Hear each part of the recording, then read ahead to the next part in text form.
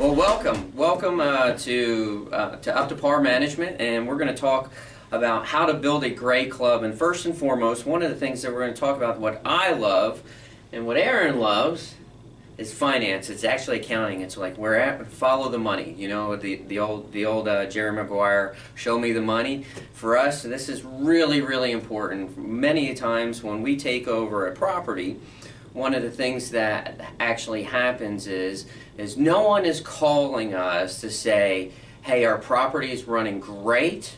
Our property, we're putting out great food coming out of the kitchen. The golf course is in fantastic shape. And on the flip side, that the entire team is working really well. And we're generating, oogles and oogles of profit, and we're taking that money and we're putting it back into the club. More often than not, we don't get those phone calls, and most management companies don't. And so what we have found is, over the course of time, it generally falls into three buckets. One, either financially the club is not performing very well. Two, the product that they put out each and every day, whether it's the burgers and coming out of the kitchen or the walnuts and the chicken salad, is not very good as well. And then finally, it's usually as well as the team that's there on property. Maybe to a certain degree there's some decisions that have to be made that the board or that the owner doesn't want to have to necessarily do, or that the team that's there isn't playing so nice in the sandbox. And if that is happening, it shows up into the other three buckets. So one of the first things that we look at is really the health of the organization, the health of the club, the health of what is really happening. And more often than not, we've kind of come in and we've seen some pretty dire straits with some of the clubs. Their balance sheets doesn't make too much sense if you were to look at it objectively. The cash that's coming in, there's less cash coming in and more cash going out, and consequently that's put the club in the position that it's in. So how do you fix it? And this is what we do. We're Up to Par, we fix clubs. So how do you go about doing that? One of the things that we try to do is we implement systems, processes, controls, reporting mechanisms, and then we talk about decision rights of who can do what and when can they do them. And to a certain degree, we look at everything and we measure all of those different aspects of the financial performance of the club and see what's profitable, what's not profitable, what's good to do, what's not so good to do, and then we make our decisions based upon data rather than hunches. So we're going to talk a lot about clubs' finances today, because I think one of the things that we have done extraordinarily well, and I will give ourselves a nice pat on the back, is the fact that, to most part, when we come in, we fix the clubs, we fix the club's financial position. We make a lot of the difficult decisions that have to be made, but in the same token, we give back to the property so that the property can move forward and sustain itself over the long term. So first and foremost, we're going to talk about systems, and then some processes, reporting mechanisms that we use at all of our properties. So we're opening up the curtain, and as we open up the curtain, we're giving you really a sneak peek of how we go about looking at the financial health and the financial well-being of each property. So what's the old adage in the accounting world? Junk in, junk out. Junk in, junk out. Garbage in, garbage out. And so when you system's only as good as what you put in it. That's right. That's right. And a lot of times when we've taken over properties, I mean, it's amazing how many times you see the stack of invoices, and then there's always this other stack that's over here on the other side of the desk that's, well, we don't put that into the AP. Right. No, everything has to go in. And we look at all of those things. We look at all of the invoices that go into the accounting system. We believe in putting in some sort of accounting system. We don't like to do things by pen and paper. Manual's not a good system. No, because it's going to rear itself with mistakes, and as clubs engage with us and as properties engage with us, one of the things that we really take is steadfast and dear is the fact that they're engaging with, they're giving us their money.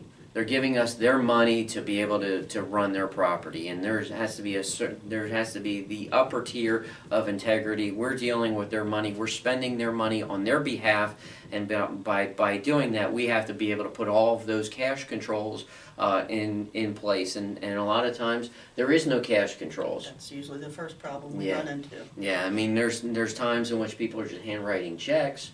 They're paying for things out of their own credit cards, getting reimbursed.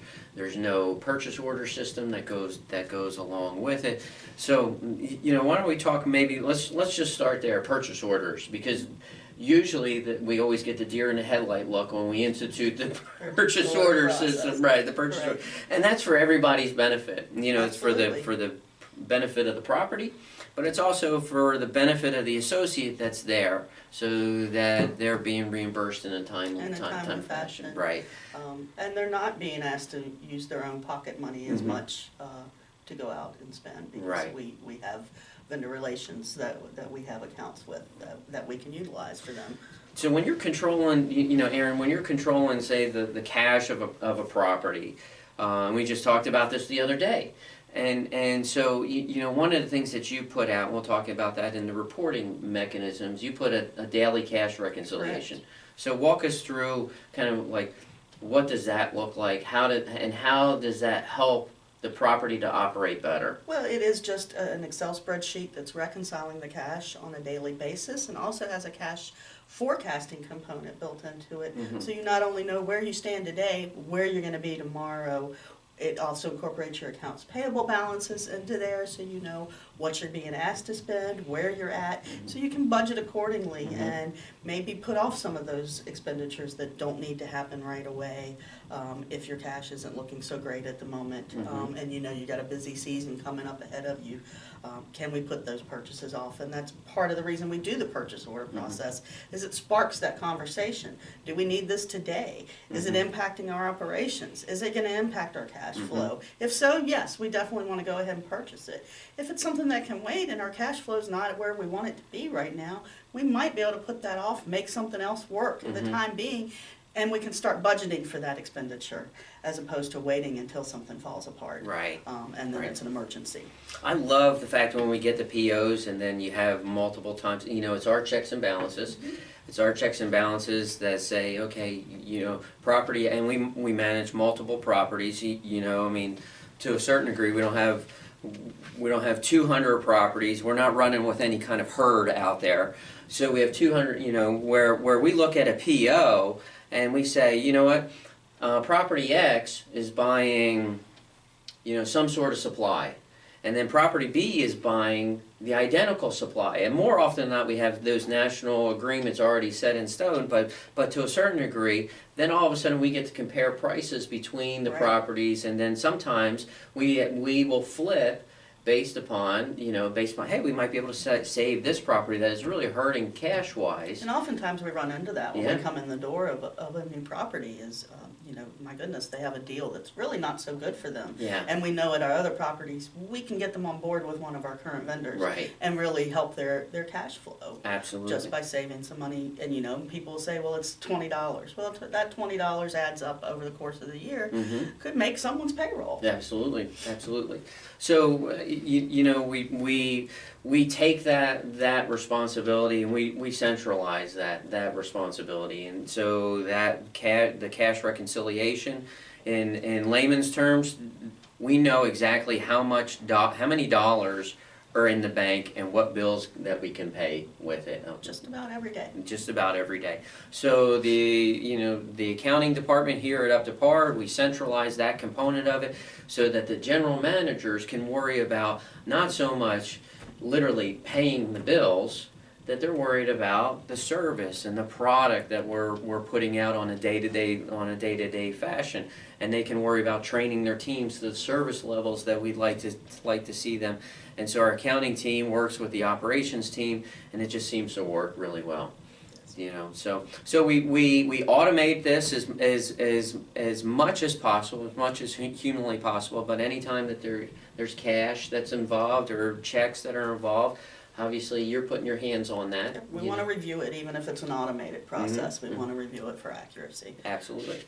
So that's one. So when you look at things, there's when we talk about purchase orders, this is usually new. This is usually new with the clubs. A lot of times we say, when we come onto a property, oh yeah, we have purchase orders. So okay, well let's see them, and then it's crickets. Okay, so to a certain degree, the purchase order is an integral part of it. The cash reconciliation, especially with some of the clubs across America. When you look at clubs on a global scale, on a macro scale, you have about 15% of the clubs across the United States that are self-sustaining, that they really don't have cash concerns that are there. They may be a part of a big HOA, where the HOA actually manages the property, or that the club has been around since the early turn of the century, and their roots are very deep, and so they don't have cash. Now, that's for 15% of the clubs. The other 70% of you out there, you're right in our wheelhouse, where you're looking at how much cash is in the bank, what can we afford this year, what can we not afford this year, and then what's our payroll look like, what are all the bills look like, and so forth. And so we're putting these little bit tighter controls on the cash that is, and the money that's there. That's what we're paid to do. The other part of the system is that it has to be systematic. Figure that. It has to be really consistent. Consistency is key. So I know Erin does this every day. She sends out the cash reconciliation report. Kind of important.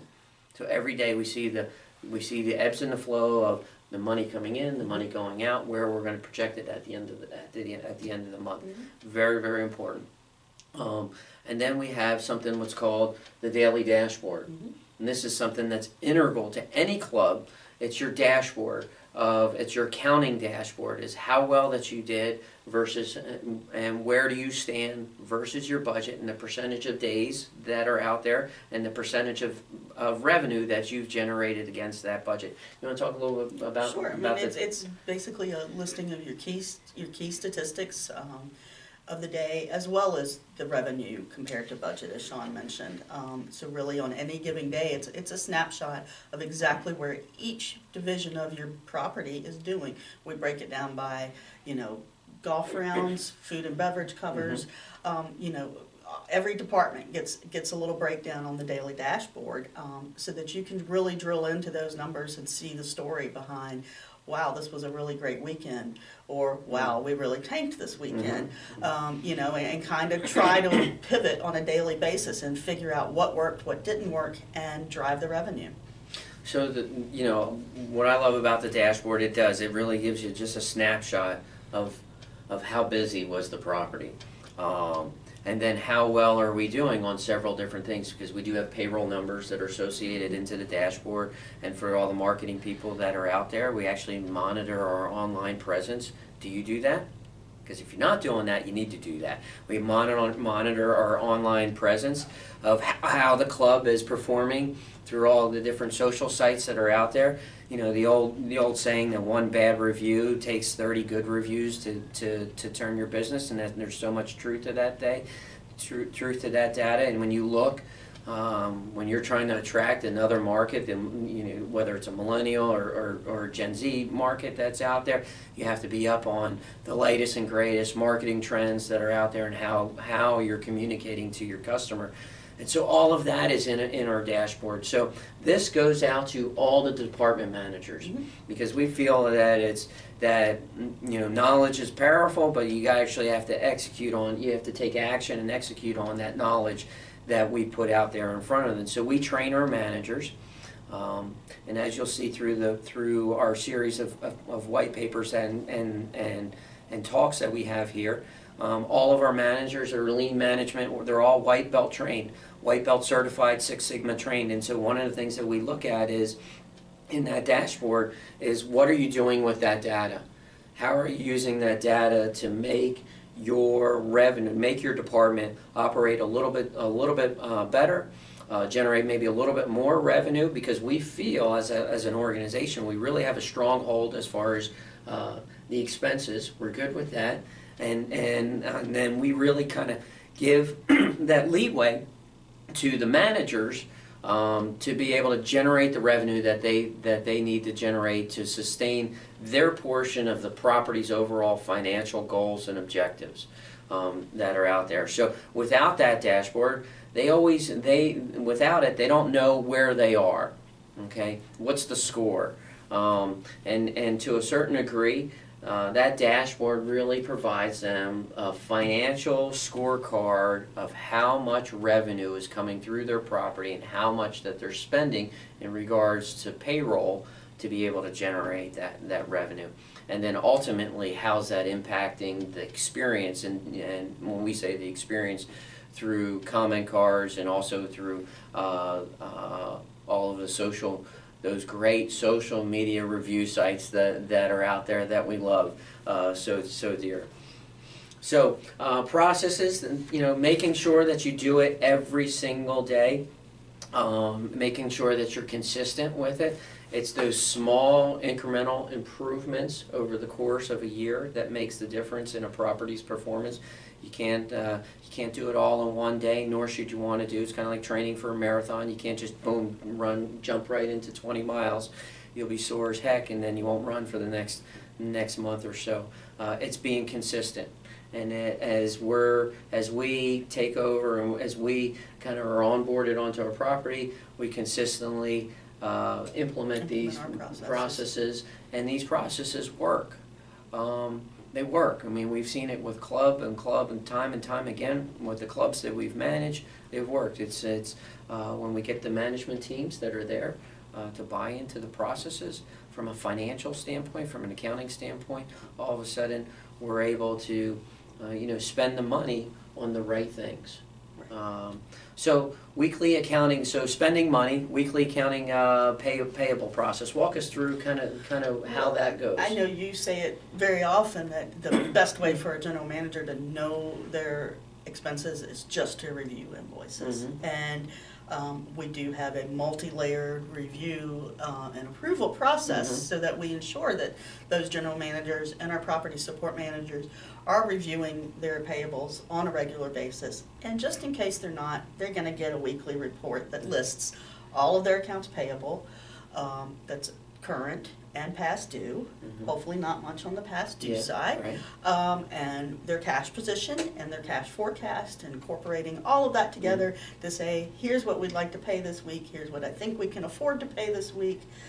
We prioritize our payables on many different levels, and then that way the general managers, the property support managers, other accounting personnel all have a chance to review that, sign off on it, say, yep, cut those checks, Mm-hmm. make those payments.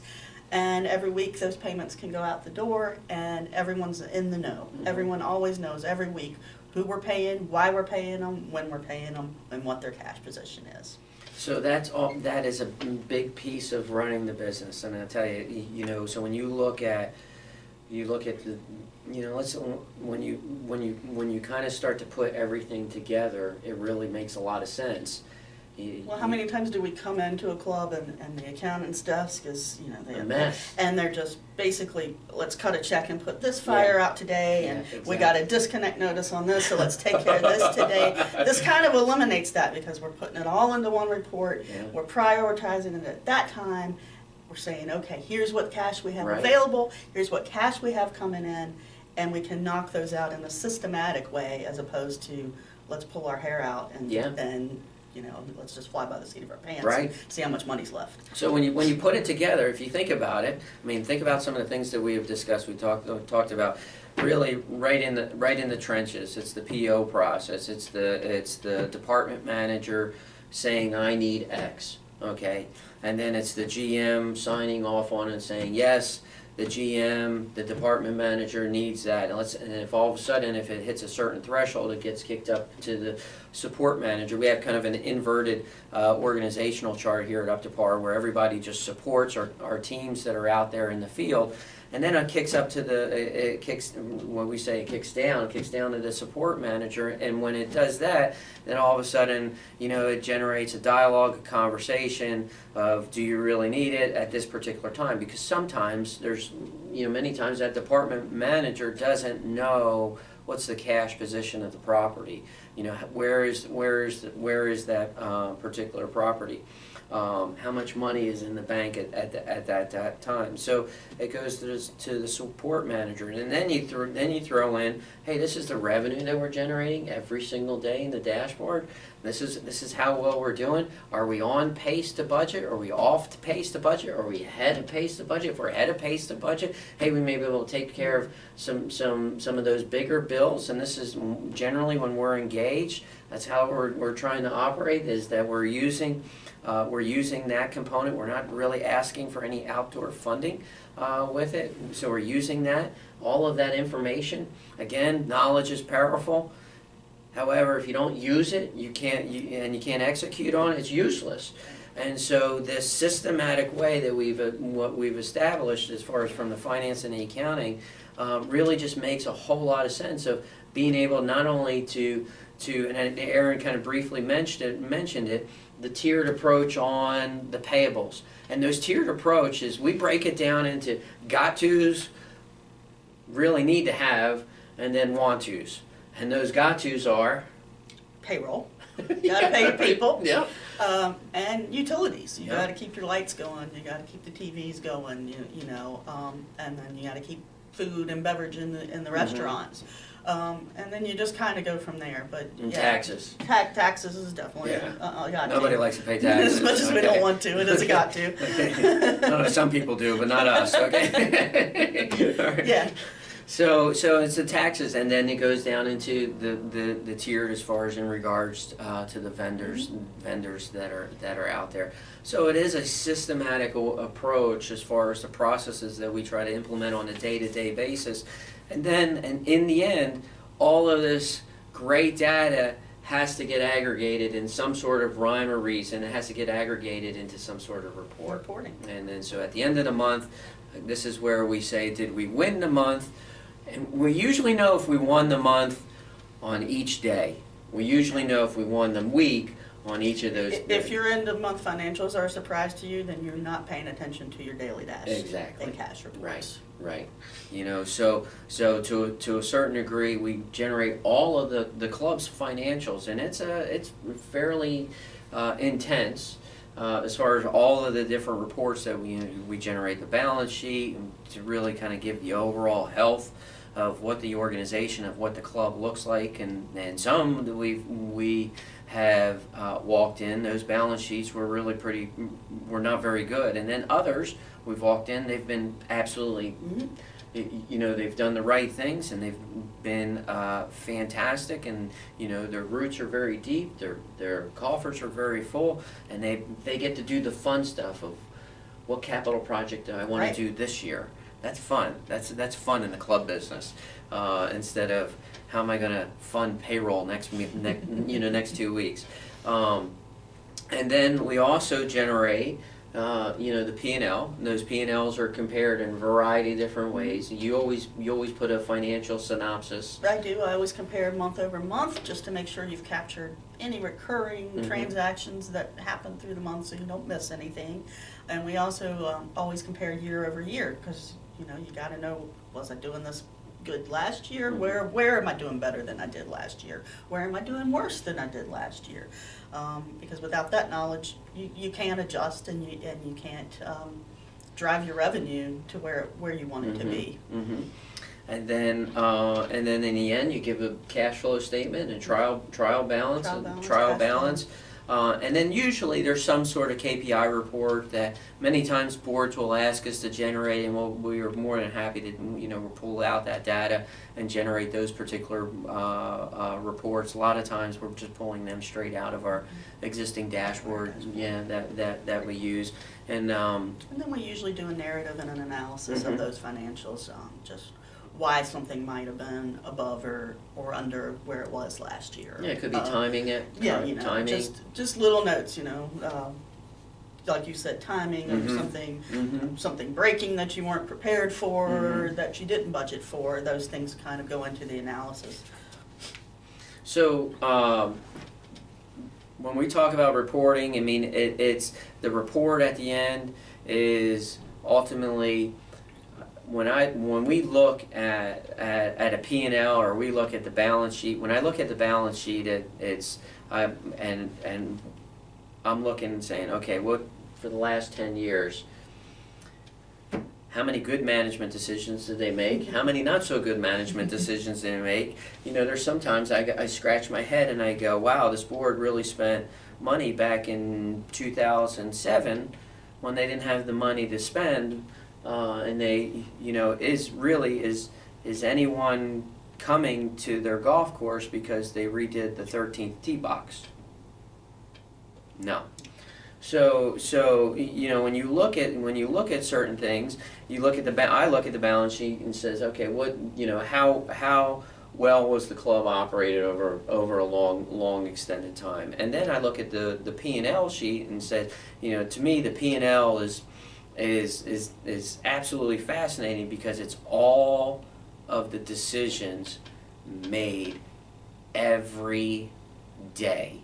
Every decision that you make at the club has some sort of financial implication that eventually will show up on the P&L. And if it's a good decision, it shows up in a positive way. Not so good, then you have some splaining to do, Lucy. So you know, you really have to look at the decisions that you make every single day. Ultimately, where is that going to fit onto your profit and loss statement? And then there's also decisions that you didn't make or you didn't take action on, and where is that going to fit? You know, sometimes, you know, a no decision is a decision, and ultimately it's either really good on your P&L, either on the revenue side or on the expense side. The part that is really fascinating to me is on the P&L side is that there's far fewer revenue lines than expense lines. Okay, any reason why?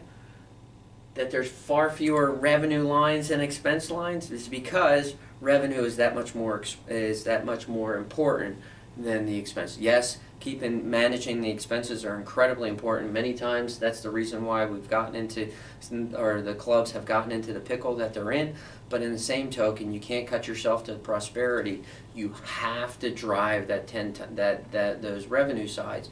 And so at all of our clubs, we this past year we create what's called a strategic plan. Every single club has a strategic plan that we operate. The general manager and the department managers have formulated that strategic plan, and they have really essentially three main objectives. It's objectives and key results, and those three objectives, they have an operational excellence objective, they have a making marketing works objective, that's the financial component, making sure that the department managers are driving their revenue to hit their particular numbers, and then the third part is to be the best places to work, is making sure that the club that you're employed at is the best in the area. We want that club to be the best places to work. You know, in the old saying, happy associates or happy employees breeds happy customers. Happy customers spend more than unhappy customers. And so, again, it goes back to the revenue component of the things. And so, you know, when you look at that P&L, that financial component, you know, you have number of members at a club, number of rounds that's being generated out of the golf department, number of covers. How are we doing in banquets? And banquets is a great precursor of how well that the club can do financially, because really banquets can make or break a club, and especially if you do it really well. You know, one banquet is equal to like 3 or 4 members that are out there, new members for the given year. So that's a major component of the revenue. But it all flows back to this is what happened. And in the beginning of the year, when we looked in that crystal ball, we put together what's called a annual budget. The annual budget. All right. And this is really where the rubber meets the road is. And we don't go through the annual budget and just stick a 3%, 3%, 3%, 3%. Which a lot of places do. Absolutely. You know, we really look at it and say, okay, what makes sense, what doesn't make sense, what is profitable, what is not profitable. Yeah, we don't use a budgeting software. We really plow through line by line of our P&L and try to make the most educated budgeting decisions that we possibly can based on history. Absolutely. And sometimes when we pull some of that historical data, we you know, we'll have 4 or 5 line items that we're scratching our head on and saying, okay, I understand what they were doing here. Well, what the heck is going on here? You know, what are they doing? What are they doing here? And not to say we're just going to solely use historical numbers for our budget, because we oftentimes find, wow, that's not the way we're going with that this year. Exactly. Because it doesn't make sense. Yeah, but if you don't look at the history, you don't know enough to make those decisions and make those changes and adjustments. Absolutely. So the budgeting process is fairly intense. It's fun for us. No, it's fun. It's actually a lot of fun. It's a really good way for not only the department managers to learn their business a whole lot better than what they do, but it's also a really good way for our general managers to really kind of dive into every aspect of their business and how much things are going to cost and when is it going to hit and so forth. And it gives them ownership of their own financials in a certain respect, you know, because they built the budget. It's not like Sean and I just give them numbers to make them use. Their input is definitely utilized on it, and that way they have some ownership in it, and they are the ones pushing it to their teams to drive to meet the budgets, because it was their budget. Absolutely, absolutely. So the last I think we got the last couple of things we're going to talk about before we wrap things up is decision rights, and this is, to me, this is one of the value that Up to Par brings whenever we take over, come on board with a property. We do centralize the accounting. We try to centralize as much of the accounting processes as possible. There always tends to be some sort of on-site administration that needs to happen. You need to find that key person that's trustworthy and understands the financial side of the business on site. Yeah, especially if we're remote. To kind of liaise between the operations and the accounting department and corporate office. Right. And so we will centralize the accounting component of it, and as well as all of the reporting that goes out to the department managers. And I think the beauty of that is that allows our teams that are in the field to focus in on what they do best. And you know what? Let's be honest.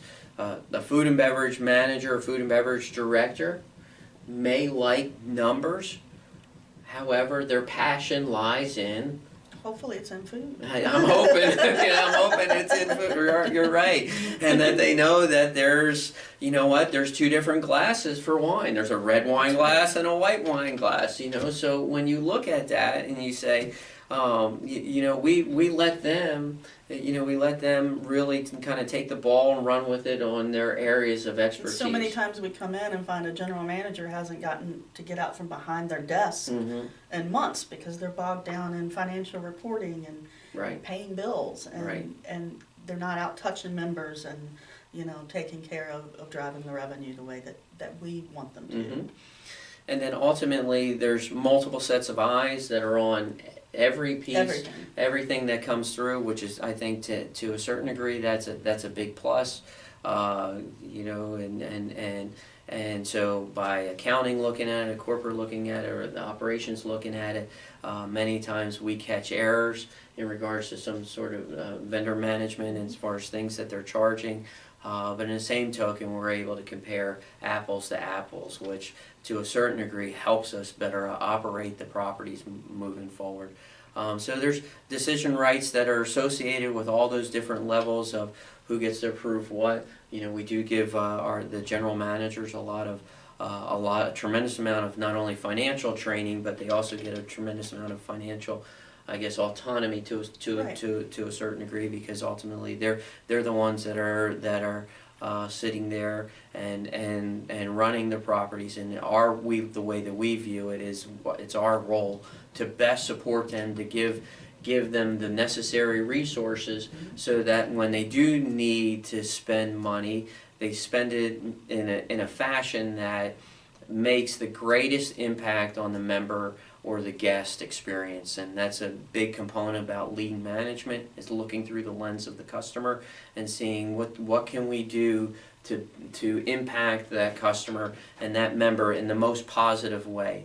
And what we have found is that, you know what, it's best to be able to do it if you have a few zeros in the bank account, because then you're able to take care of those members in a much better fashion than what you would be able to if you're solely just worried about making payroll, paying Uncle Sam, keeping the lights on. We try to streamline it to where, to a certain degree, there's extra money at the end of the month, and that they can spend that extra money in the way to give the best possible experience. I think to a certain degree, management companies, sometimes they get a bad rap in regards to, they come in and chop, and that's really not.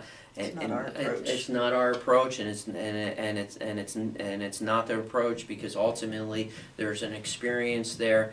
We're charged to do two things: one, give positive financial results, but in the same token, give an exceptional experience on. As you mentioned earlier, it's driving that revenue in correlation with looking and not necessarily cutting the expenses, but just reviewing them and making sure they make sense. Yeah. So, kind of in summary of what we've talked about today, we've talked about a lot. And here's the good news: I didn't go on any soapboxes, which is good. So we talked about systems, processes, reporting, decision rights, the way in which we operate, the accounting functionality to a certain degree. We pulled away the curtain and looked at and saw Oz in the back there and said, this is the way that we go about operating our properties, moving and how we would operate your property as well. So if your club needs fixing, you know what? That's right in our wheelhouse. That's what we do. We fix clubs. Thanks. I'm Sean Taylor, and this is Aaron Chandler. Thank you. And we appreciate you tuning in with us.